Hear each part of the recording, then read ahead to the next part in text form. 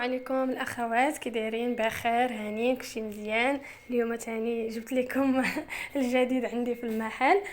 صايب لي خويا الله يجازيه بالخير، صايب لي طبله ديال الفصاله، صراحه زوينه بزاف. انا غير غطيتها، دابا نوريكم كيفاش.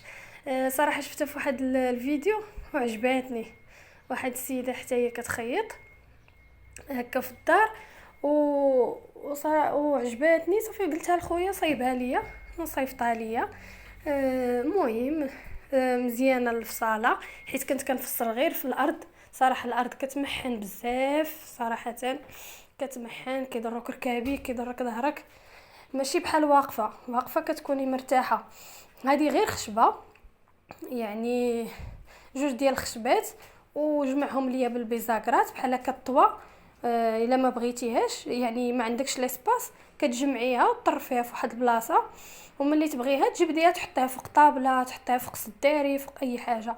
انا كانت عندي ديجا واحد الكادر ديال الحديد، كان عندي كادر غير ديال الحديد طويل وطلبت خويا هكا وصايبها ليا، صيفطها ليا. انا يلا حطيتها دابا، صايبتها وغطيتها وقلت نشاركها معكم، وغادي نفصل فيها اول مره.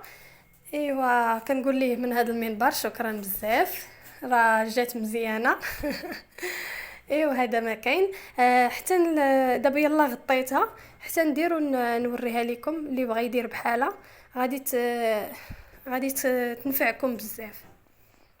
وانا قلت يعني واخا المحل ضيق ماشي مشكل، غادي نخليها بحال هكا مسرحه، ما غاديش نبقى نطويها ونجمعها ونحيدها. عندي لي سباس هكا، راهي الماكينه السورجي غادي يعني كاين فين نخدم، كاين هنايا الماكينه فين نخدم، ومازال شويه هنايا هاد الفراغ هذا، يعني كافيه. اللهم نخليها يعني نخليها مسرحه بلا ما نبقى نتمحن كل مره نطوي فيها ونرجع فيها.